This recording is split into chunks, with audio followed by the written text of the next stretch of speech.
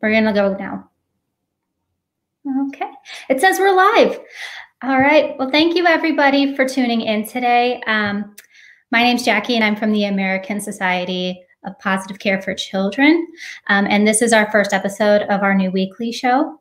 And today I am so excited to introduce you to Mary Wheatley.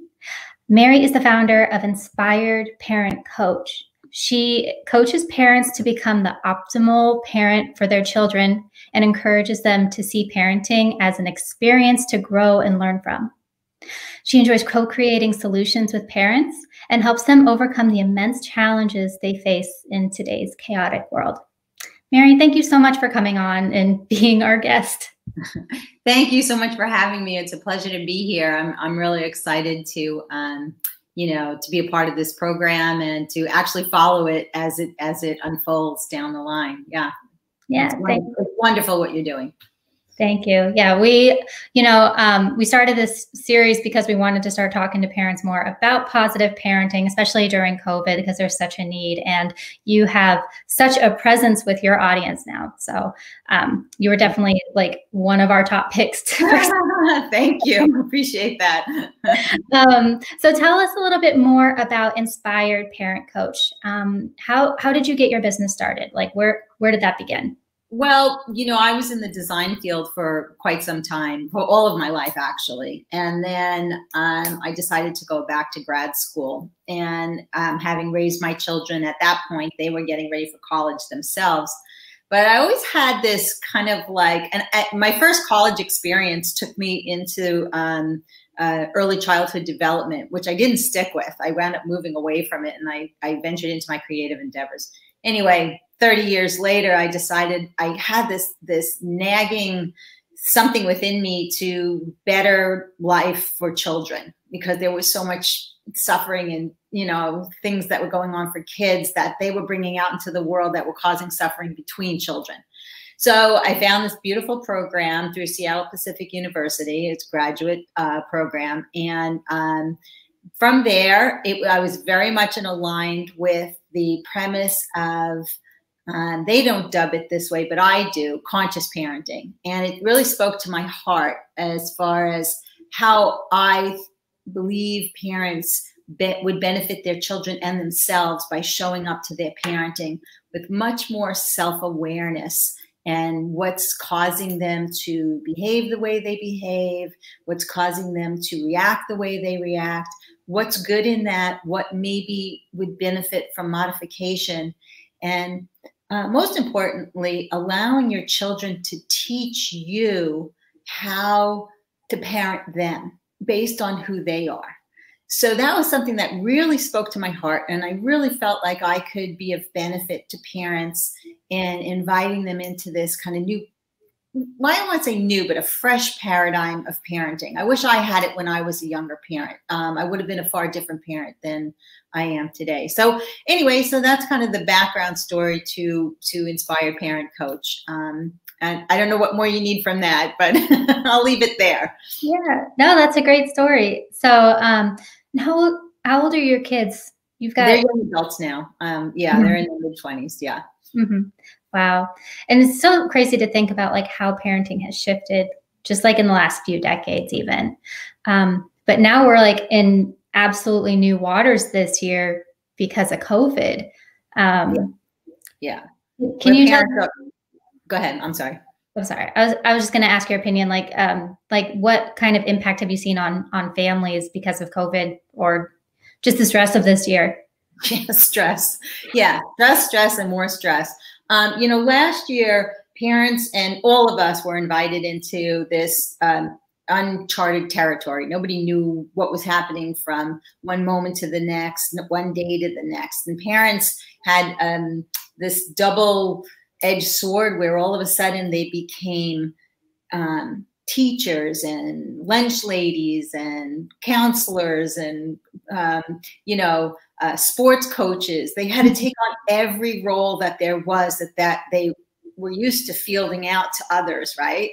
And now all of a sudden they're home, they're working full time, they have their laptop in front of them, and then they have their kids and all the responsibility of taking their kids during the day. Stress level through the roof. So there was an invitation, a beautiful invitation here, through that chaos, through that event that we're still living through, and there's still an invitation here for parents to reset the dynamic of their parenting experience, to reset their relationship with their kids. Because in so many ways, in the past, prior to COVID, we were able to farm our kids out to sporting events, to birthday parties, to to anything and everything that kept the wheels turning. And as parents, we're always running around from one place to the next. Now, all of a sudden, everybody has to sit still, right? They have to be in this one enclosed environment with the stay-at-home order in place that has obviously since been lifted. But at the most intense time, parents' stress level was really through the roof because they didn't know how to navigate these uncharted waters, right? So now that we're 7 months into this and we're back to school, there's an invitation for parents to look at what worked for them when they were shooting from the hip last March, right? And bring that into the experience that they have now with their kids at home back to school.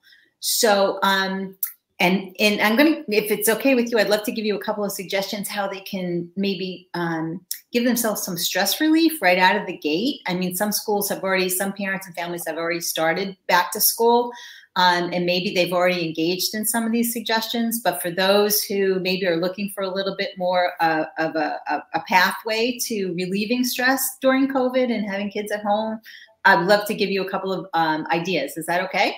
Yeah, please. Oh, cool. Can I get all of the tips? Yeah. Okay. So, setting regular bedtime hours, absolutely critical. And I think parents are pretty much tuned into that, but also setting wake up hours, because what happens when the kids are home and you don't have to get them to a school bus, or you don't have to get them to the school at a certain time, and get kind of lax in the morning about routine. And I think it's really, really important to create that sleep routine. Go to bed at a certain hour, wake up at a certain hour, have your breakfast, dress for school, very important. Don't go to school, don't go into your day still in your jammies. And I know, dressing down a little bit in, sweatpants and things like that is something that we've all gotten used to, yoga pants and stuff like that during the day. But I think that setting that tone that now we're moving away from home time to learning time and work time, really important for parents, because then even if you put a little bit of makeup on, mom, and you sit in front of your computer, you're telling your kids that you're setting yourself up for your day to get serious with what responsibilities you have in your day. So you're mentoring for them so that they can get serious about the responsibilities in their day, which in this case will be learning. I also think very, very important is the scheduling of learning times, break times, and lunch times. Be very consistent with that. Prepare meals ahead of time, make sandwiches ahead of time so that you can kind of stay in that flow and make your day go easier without having to scramble, come away from your work to make lunch, don't have enough of whatever you need in the refrigerator, and then it just adds more stress to your day. So prepare in advance for the meal time, the break time with the kids, the snacks and things like that. Set a schedule, literally set a schedule.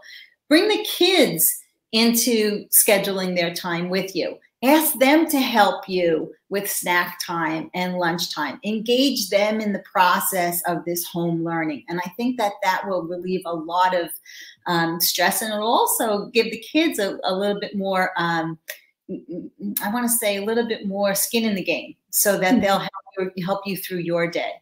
Scheduling online education time, absolutely imperative. And they may not have the opportunity to manipulate that time. You may have to be very consistent with working with the schools and what time you set that into your week, right? And then other things, schedule an exercise and social contact with for your kids and for yourself.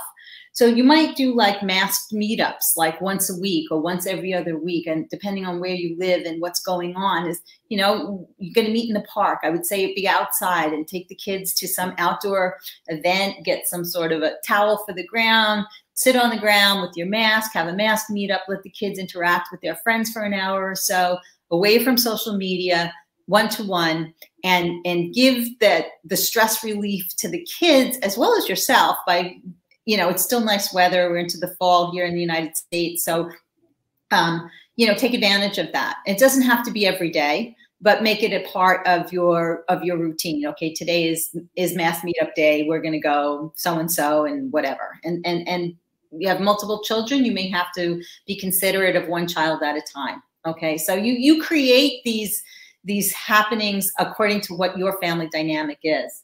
And then allow for downtime, allow for that rest time. I remember personally when I was a child going to school, we used to every once in a while just put our heads down on the desk and just take this little, what we used to call a cat nap. I know I'm aging myself, but when you put your head down on the desk and you just tune out for about 5 minutes, 10 minutes, that's a wonderful reset to your day. And you can weave that into any part of the day when you're transitioning from learning to lunch or after lunch, wherever you think that your children and yourself would actually benefit from a little bit of downtime.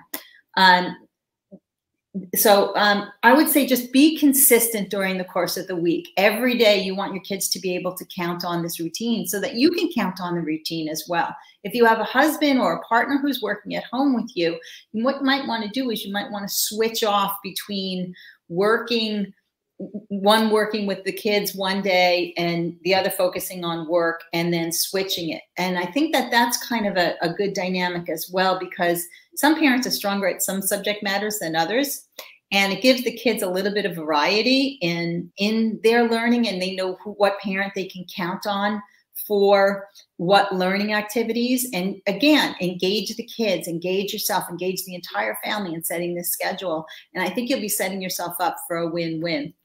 And then very, very important, give yourself permission not to get it all done, because there is a lot being asked of parents right now. And to this point, I want to applaud all you parents who have been stepping up to the plate in the most positive of ways and really giving so selflessly of yourselves. I mean, honestly, it's not going unnoticed. So, so I want to thank you for that. And on behalf of your children and on behalf of everyone else, I think that you're doing an amazing job and an incredible job.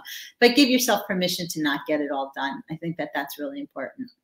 Yeah, and I think that's so important to remind ourselves of, you know, especially in our culture, we don't have that much of a community anymore. And now in isolation, all of it is on top of us, you know, to do it all. And we feel like we have to do it perfectly. So I love your tips about the scheduling and the routines and giving your kids some variety as well, because they're also feeling the stress. They're also feeling the changes. So thank you so much for those resources. I did want to ask too, you know, you've been coaching parents for quite some time now. Can you tell us what are some of the biggest hurdles you see parents and kids facing right now during this time? Well, like you said, isolation is really, really big. So what do you do with that isolation? You have to get really creative, right? So in order to, and I know even for myself, and you know, I live here in Hawaii, and you would think that that's amazing and wonderful, and it is a beautiful environment to live in, but there's a lot of isolation here because we live in this little bubble. So homes have become little bubbles. So what you have to do, or what I would suggest that parents and families do, is look for ways to ease the boredom and alleviate those feelings of isolation. Well, how do you do that? You have to what's the word I'm looking for here? Interact with the people who are closest to you. So if you live in a multifamily household, you can engage grandma and grandpa, you can engage auntie, uncle, you can engage cousin, whoever lives with you. There's a couple of things that you might be able to do. And again, I'd love to give you a couple of ideas on how you can capitalize on the time that's spent at home to alleviate these feelings of isolation. Would that be all right? Yes, please. Okay. She's like, yeah. Okay. Okay. So one of the first things is that for a parent in the beginning of their day is to practice mindfulness. So in practicing mindfulness, you're going to set the intention for the day and stay really present. So when you're feeling under the gun and you're feeling overworked or pulled but in too many different directions during the day, be really present to how you're feeling and be really honest with how you're feeling with yourself first and foremost. I'm feeling really frustrated in this moment. This is getting to be too much for me. I need to take a break. You know what? It's okay if you tell your kids that. I'm having a really tough time right now, because you know what? They're going to come back to you and they're going to be able to articulate the same thing. Mom, Dad, I'm having a really tough time right now. This homework or this schoolwork is really getting to me. I really need to take a break. They will mirror your behavior. So you want to be the one that's mentoring for them the best way to navigate the challenge that's in that day, okay? And then get creative with the kids. When you're home all day with the kids, you can engage them in projects and chores and food shopping and cooking. You can use those as learning opportunities, teaching opportunities for your kids. How do you measure a cup of flour when we make the muffins for tomorrow's lunch? Taking them to the supermarket and looking at different types of produce, and maybe going online at some point and looking at the nutritional values to the foods that they're putting on their plate. You know, taking life lessons. These are lessons that can't be put into any workbook. So get creative. A couple of other things. Begin each day with an affirmation statement. And maybe you do this at the breakfast table and you go around the breakfast table and you look at, you know, because we are so complex beings. Human beings are so complex, and we're so filled with such wonderful gifts that we give one another. Go around the table and say, you know, I'm pretty organized. I'm organized. I like to keep my books and my papers together, and I like to keep my closets neat. Well, that's an affirmation statement. Stay with that, you know, for the day. I have something good about me in my day. And then really own it, you know, let it be your go-to something when you start to feel, you know, challenged in the day. It could be that I'm a really fast runner for a child. Well, yeah, that child may be a really fast runner, and that could be something when they're feeling really like, you know, pulled in many directions during their day. Well, they can just kind of go back to that positive affirmation. So again, be creative. Each family is different. Every member of the family is different, and all the affirmations are going to be different. End each day with a statement of thankfulness and gratitude. I am thankful for blank. I am grateful for blank, whatever happened in your day.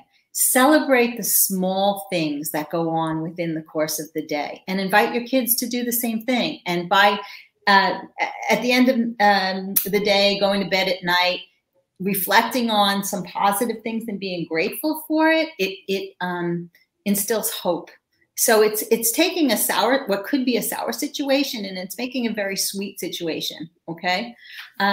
There's a couple of other things that you could do during the day with your kids in order to release some of the boredom and the isolation. And it's kind of like engaging in games with them. Simple games, like maybe again at lunchtime, you know, you're going to take, or it could be at breakfast. It could be any time during the day where you think that your children and your family members are going to be most engaged.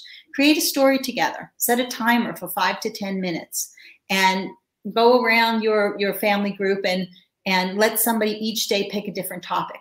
And then one person at a time would add a sentence to this story. Oh, the elephant was in the zoo and he had a friend, the monkey, right? And then son number 2 adds to it, and just let the story just flow for 5 to 10 minutes and just see where it goes. Because what it does is it gives this family unity and bonding a place for it to happen, to grow.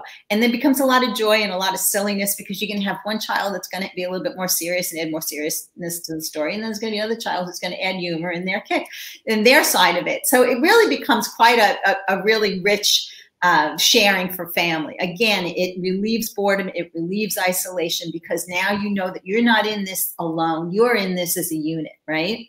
Mm-hmm. Pass a glass filled with water around the group and eyes open about 5 times, right? So it goes around the group. Now everybody closes their eyes and they pass the glass of water to one another without spilling it, to the best of their ability, right? And that builds trust amongst one another. And isn't that important to have within this family unit, this family dynamic that has to trust in one another to do right by one another in this situation of COVID-19? We're together. We have to trust in one another that we're going to be the best that we can be in this situation. So this passing the glass of water around with your eyes closed and trying not to spill it, and then pass it back the other way. It's really it's fun. Nobody's going to not spill it. It's going to happen. And then finally, and the final game that you can play is each day or every other day, or however you want to work this into your week, is to pick an animal, a particular type of animal, and everybody gets a piece of paper. And they take the piece of paper and they tear it into that animal's shape, okay? And then you just look at, say it's a horse. So you're just tearing it to, you have all different age levels and parents and what have you. And then you share what your horse looked like. And trust me, there's going to be a lot of laughter. Like, that is not a horse. That looks more like a cow or whatever, So when you asked me, the question was, what is one of the biggest things that parents and families are wrestling with, is this boredom and this isolation. So it's important to be creative in how you're spending your time together outside of the learning environment, and really finding ways and looking for ways to make it fun. Yeah. Yeah, and I love the games that you were recommending. I was chuckling a little bit because I had this image of my son and my daughter. So my son's 6 and my daughter's 3. And my son is very analytical. So everything like has a place and straight lines, and he's going to be so good at math. And my daughter loves dressing up in costumes, but I saw them trying to pass the glass now. So now I feel like I'm going to have to try that. Yeah, it'll make for a good story somewhere along the line. Remember when, so yeah, it's good. And I love the idea of like creating these like simple games that you can do at home. You don't have to spend money or anything. You can tear paper, and you can create that strong connection that families may have been missing even before COVID. Because we get so busy with our lives. It may not be something that we've put a lot of attention into, and this is really an opportunity to do that. Well, that's what I'm saying. COVID is an incredible time right now for families to do a reset, to really rein it in, reevaluate what's important to them, what's important to the parent in relationship to their kids, and really, kind of soul search it a little bit and say, maybe I haven't really been showing up as best as I could for my kids, with how much work I've been outside of the home and how much I've been running around and doing this, that, and the other thing. Now's the time to really just kind of sit still and and I say that, not literally, but it's a time to settle down and do a really great reset and a reconnection with yourself and your family members. I think it's an amazing opportunity. Yeah. Great. I do have one more question for you. Sure. So through your coaching, you work with parents to develop conscious parenting, and I'd like to dive a little bit deeper into that, if that's okay. Sure. And it's not, it's kind of hard to give an elevator speech to conscious parenting, because conscious parenting runs pretty deep. But basically, the term conscious means to be awake or to be aware, self-aware. So with that as the foundation, conscious parenting is really tuning into who you are and what makes you tick, what makes you do, and decide to show up in a certain way in certain situations.